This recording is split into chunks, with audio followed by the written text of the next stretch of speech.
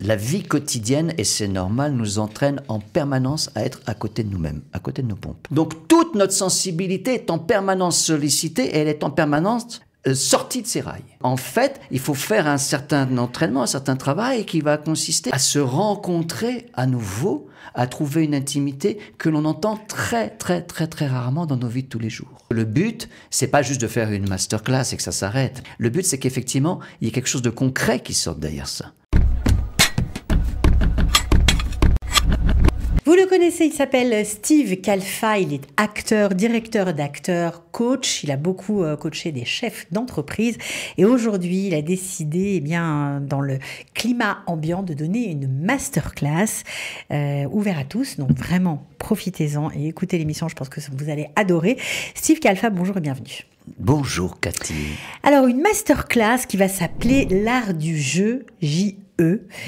Pourquoi et comment est née cette idée de masterclass en Israël? C'est une idée en fait qui est dans l'air depuis un certain temps, peut-être depuis 2-3 ans facilement, que j'ai jamais eu le temps, la disponibilité de mettre en place. C'est une première, n'est-ce pas? Ça n'a jamais eu lieu. Ah, c'est totalement une première, totalement une première. Donc on va découvrir ensemble, ça veut dire aussi bien vous, enfin les personnes qui vont être là, qui vont être intéressées, que moi-même en fait. Et je trouve ça justement, ça fait partie des choses que je trouve formidables, c'est que c'est pas un spectacle au sens habituel du terme. Ça va malgré tout faire appel à des choses que l'on rencontre dans le cadre d'un spectacle, en tout cas dans ma démarche personnelle, aussi bien en tant qu'acteur que directeur d'acteur que de metteur en scène.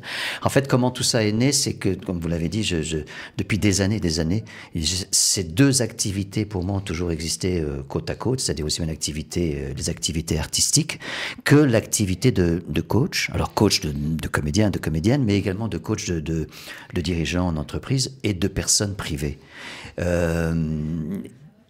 Pourquoi? Parce que dans la démarche qui est la mienne d'un point de vue artistique, j'ai toujours voulu, et jusqu'à présent, j'ai toujours pensé que si on parle au niveau d'acteur, par exemple, il y a ce qu'on appelle un rôle, évidemment. Il y a un personnage, c'est vrai, il y a un rôle, il y a un personnage qui a des contraintes. On a tel personnage, c'est telle chose, Hamlet, c'est ça, ou je ne sais pas quel autre rôle, c'est ça. Bon, c'est vrai. Mais avant le rôle, pour qu'il existe, il faut qu'il passe quelque part. Et donc, il va passer par ce qu'on appelle le comédien ou la comédienne, l'acteur, l'actrice. Mais l'acteur, l'actrice, c'est juste une profession, c'est une activité. C'est pas un statut, c'est pas un état. Et donc, en vérité, c'est un homme et c'est une femme. Et donc, avant le rôle, il faut d'abord que cet homme ou cette femme soit réellement là, présent. Et c'est vrai aussi dans n'importe quel rôle dans nos vies. C'est-à-dire qu'en fait, dans nos vies, on joue des rôles. Et il faut accepter cette idée. On ne se comporte évidemment pas de la même manière quand on est dans une relation professionnelle ou quand on est dans une relation sociale que dans notre relation privée. Et dans la relation privée même, ça c'est encore plus compliqué à accepter, on joue un rôle. C'est-à-dire que je joue un rôle de père de famille, je joue le rôle de mère de famille, je joue le rôle de mari, je joue le rôle de femme, etc., etc. Maintenant, à partir de là, il faut d'abord réaliser cette notion-là, qu'on joue un rôle, accepter qu'on joue un rôle. Et pour accepter qu'on joue un rôle, il faut réaliser que jouer un rôle, c'est pas forcément un truc qui est caricatural. C'est pas forcément un truc qui est en dehors de moi. Et malheureusement, c'est très souvent en dehors de moi. Et donc toute la démarche et le travail, parce que c'est un travail, c'est un entraînement, consiste à faire en sorte que finalement il y ait le moins d'écart possible entre ce rôle-là, quel qu'il soit, entre le rôle et la personne qui va l'interpréter. C'est-à-dire que le rôle doit être lié à qui je suis, et je dois être lié à ce rôle-là. Alors, vous parlez de rôle, de jeu, etc. Évidemment, c'est pas une masterclass qui est dédiée aux professionnels du spectacle. Pas du tout. Pas du tout, du tout. Mais alors, pas du tout. C'est ça qu'il faut Ça n'empêche pas qu'ils peuvent venir. Bien sûr, mais c'est une masterclass qui est dédiée justement à découvrir ce jeu que nous portons et qui peut être multiple. C'est ça que vous voulez faire. Alors ça, c'est assez intéressant parce que c'est ouvert à énormément de personnes. C'est pas une masterclass en petit comité. Vous attendez, je crois, une centaine de personnes. Donc c'est vraiment quelque chose de très particulier que vous allez faire. Ah, c'est très particulier, oui. C'est pas du tout adressé à une quelconque catégorie professionnelle, qu'elle soit, que ce soit des gens qui sont intéressés par le théâtre, ou c'est pas une masterclass sur le théâtre, c'est pas une masterclass non plus sur des gens qui aimeraient développer des choses du point de vue de l'entreprise ou du point. C'est en fait parce que tout ça pour moi est complètement lié. Et tout ça a toujours été lié dans toute ma démarche, encore une fois aussi bien artistique qu'ensuite. C'est ce qui a fait qu'on est venu me chercher. C'est pas moi qui ai voulu coacher, pour tout vous dire. Ouais, Je dis ça très simplement. Hein. On est venu me chercher quand j'étais encore en France, bien avant que je fasse l'ALIA. En fait, j'ai commencé à coacher. C'était pas du tout répandu en France. C'était une notion qui n'était pas du tout répandue encore en France. Et on est venu me chercher parce que le lieu que je dirigeais, qui était un lieu qui était réservé pour des comédiens et des comédiennes professionnelles, j'ai toujours voulu que ce soit ouvert. C'est-à-dire qu'il y avait des comédiens professionnels, des comédiennes connues qui étaient là, des réalisateurs qui étaient là, connus, pour travailler sur la direction d'acteurs, et donc qui venaient s'entraîner. Et je voulais que ce soit ouvert, que n'importe qui puisse venir assister. Donc il y avait aussi des chefs d'entreprise. Et je ne savais pas. Ça a commencé comme ça. Il y a un jour, une femme qui était là, je ne savais pas qui elle était, donc elle assiste à toute la séance, 4 heures de séance, de travail, avec les comédiens. Et elle vient me voir à la fin, elle me dit, écoutez, moi je ne suis pas comédienne, c'est pas du tout mon but, je n'avais pas l'intention de faire ça. Je dis, alors vous faites quoi? Pourquoi êtes-vous là? Et elle me dit, je suis dirigeante dans le groupe d'assaut. Et j'ai entendu parler de vous, on m'a parlé de votre façon de travailler, et effectivement, je pense que vous pouvez venir nous aider. Et je ne comprenais rien à ce qu'elle voulait. Je ne comprenais pas. Et en fait, j'ai réalisé qu'effectivement, il y avait un pont possible entre ce travail d'acteur, si on le fait d'une certaine manière, à savoir, comme je le dis tout à l'heure, si on privilégie d'abord, avant tout, l'être humain avant le rôle, et donc évidemment, le pont est immédiat ensuite dans n'importe quelle activité humaine, et en fait dans nos vies. Alors, on comprend que vous privilégiez la relation entre soi et soi, entre nous et nous.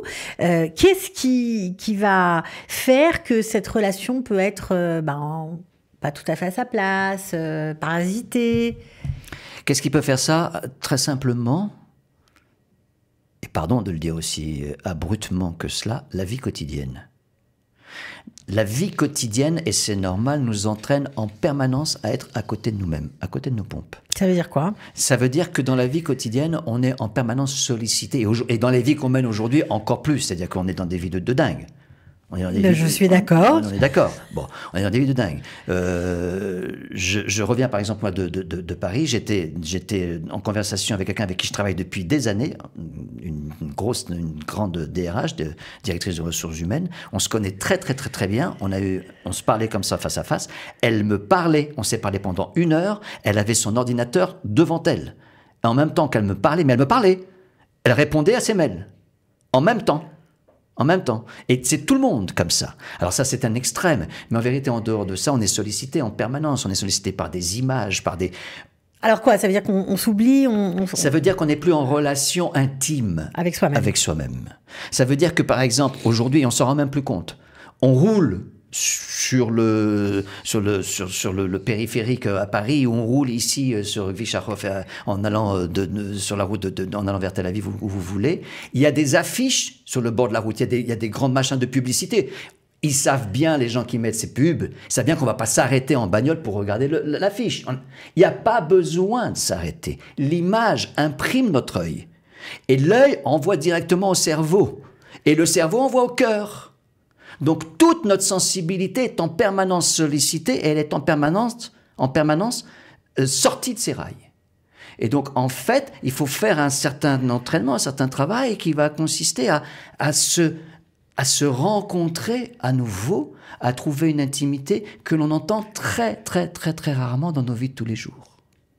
Ok, et ça, malgré le monde, malgré la scène, etc., vous allez, j'imagine par des exercices, essayer d'amener les gens dans cette voie-là. Je vais essayer en tout cas de commencer à donner un goût de ça, d'essayer d'entendre ce que cela peut être, ce que cela peut vouloir dire, et de comment effectivement comment on peut s'y entraîner. Parce que le but, c'est pas juste de faire une masterclass et que ça s'arrête, parce que bon, ça peut être intéressant, mais le but c'est qu'effectivement, il y ait quelque chose de concret qui sorte derrière ça. Des ateliers ? Entre autres des ateliers, notamment des ateliers, bien sûr. Et que les gens, que chacun individuellement ait envie, en fait, si vous voulez, qu'on ait envie d'aller dans cette direction, d'abord sans employer de grands mots, mais Pour se sentir mieux? Pour un bien-être, pour une meilleure relation avec soi-même. Mais c'est pas un truc qui plane, c'est pas un truc qui est en l'air, etc. C'est pas un truc de mystique ou je ne sais trop quoi. C'est très, très, très concret. Très concret. Et ensuite, c'est pas fait pour rester avec soi. Un acteur qui joue seul dans sa chambre, il est toujours le meilleur acteur du monde. Toujours. Il suffit d'avoir un petit peu de talent. Quand je suis seul dans ma chambre et que je joue, je vous promets, moi, Steve, mais n'importe quel comédien ou comédienne, c'est le meilleur acteur du monde. Pour une raison, c'est qu'il n'y a personne en face de lui qui le regarde. Mais à ce moment-là, il n'est pas acteur. Et on est acteur à partir du moment où on donne ce qu'on a à donner à des personnes qui sont en face de nous, qu'on appelle public. Mais maintenant, public, c'est pas forcément 100, 800, 900 personnes, c'est une personne. À partir du moment où j'ai cette faculté, cette capacité d'être, encore une fois, en connexion sensible, réelle, avec moi-même, et que je peux laisser vivre cette connexion et la partager, alors là, je suis acteur et je donne quelque chose à l'autre. Alors quoi, l'idée, c'est de ne pas mettre des étiquettes sur les gens, c'est de ne pas figer les relations, de dire toi, t'es comme ça, moi, je suis comme ça, point. L'idée, c'est exactement celle-là. Entre autres, c'est une idée très importante, très forte, c'est qu'on passe notre temps, effectivement, à scléroser. On sclérose l'autre en disant « il est comme ça, elle est comme ça », et on se sclérose soi-même. C'est une expression qu'on entend très, très, très fréquemment, des personnes qui disent « ah ben oui, mais moi, je suis comme ça ». Alors ça veut dire quoi? T'es comme ça veut dire dans 15 ans, tu vas être comme ça? On te prend, on te met au congélateur, on te ressort dans 15 ans, c'est la même personne. Mais souvent, c'est les autres qui mettent des étiquettes. Et les autres mettent des étiquettes sur... Et ça commence enfant. C'est une des difficultés de l'éducation. Très, très, très, très tôt, avec les enfants, on dit « ah, il est comme ça ou elle est comme ça ». Ou une expression, et pardon de le dire encore une fois, parce que je sais qu'on l'utilise tous, et c'est pas méchant ce que je dis. Non, mais... on a cette chose-là, par exemple, de dire... Un bébé qui a 1 an, 2 ans, 3 ans, c'est quoi l'expression courante que l'on vit, que l'on pense? On dit « ah, qu'est-ce que c'est mignon à cet âge-là » C'est terrible. C'est terrible. Ça veut dire qu'une fois que cet enfant va grandir, c'est plus mignon. Ça veut dire qu'on prend cet enfant, ce bébé, parce qu'il a 2 ans, 3 ans, et qu'on lui aussi, à cet âge-là, qu'est-ce que c'est mignon? Mais moi, je veux pas qu'il soit mignon à cet âge-là. Je veux qu'il soit merveilleux au fur et à mesure qu'il grandit dans la vie. Et que la vie, pour lui, soit la plus merveilleuse possible, parce qu'il va grandir au fur et à mesure avec ce qui se passe. Et donc, c'est ça qu'on essaye, c'est ça que j'essaie de transmettre.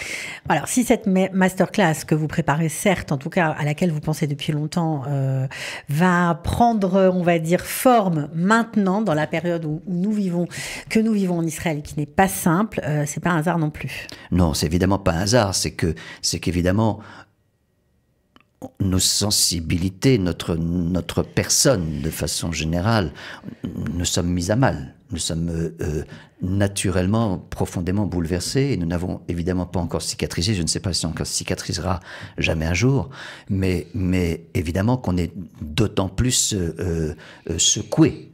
Et donc nos personnes, aussi bien physiquement que sensiblement, on est secoués. Et donc on est déséquilibré. C'est un événement, c'est une situation qui est à l'extrême, on va dire. Et donc, il y a encore plus besoin d'un certain travail qui ne va pas résoudre. Il ne faut pas raconter n'importe quoi, qui ne va pas dire « ah, une fois que j'ai fait ce travail, eh ben, ça y est, c'est formidable, la vie est belle, etc. » C'est pas ça du tout. C'est une prise de conscience, en fait. C'est ce qui va m'aider, si vous voulez, peut-être, j'espère, c'est ce qui va nous aider à faire en sorte que je vais être autant bouleversé, je vais être autant ému, sauf que ma façon d'être face à ces émotions va me permettre d'être moins déstabilisé, moins déséquilibré. C'est pas que je vais pas vivre les émotions. Je vais les vivre, je vais les recevoir de la même manière. Mais mieux les gérer. Mais je vais peut-être mieux les gérer. Je vais être moins déséquilibré face à elle. Bon, alors en tout cas, évidemment, ça a l'air passionnant, comme toujours. Et puis pour ceux qui vous ont vu jouer, on imagine le plaisir et la chance de vous voir diriger une masterclass. C'est la première de Steve Kalfa en Israël. On espère qu'il y en aura d'autres. Si vous avez envie de vous offrir 1h30, parce que ça dure seulement 1h30. Quand on vous entend comme ça, on a l'impression que c'est très très long, mais non, c'est 1h30. C'est juste pour se mettre en fait un peu l'eau à la bouche, quoi. C'est pour se mettre l'eau à la bouche. C'est prévu 1h30. C'est le genre de moments dont on ne sait pas nécessairement, en fait, jusqu'où ça peut aller. Mais donc, on va dire 1h30. On pense qu'il y aura une suite, enfin, vous l'espérez avec les ateliers. Oui. Donc, je donne le rendez-vous. Ça s'appelle l'art du jeu, JE, bien évidemment. Mardi 16 juillet à 19h30 au centre Théo, magnifique endroit à Herzliya. Il y a un lien que je mettrai juste au-dessus de la vidéo. Voilà, vous pouvez cliquer et bien sûr vous inscrire. Merci beaucoup, Steve Khalfa, d'avoir été avec nous. Merci pour l'idée. Je suis sûre que ça fera du bien à beaucoup de gens. Merci beaucoup, Cathy. Avec plaisir. Merci.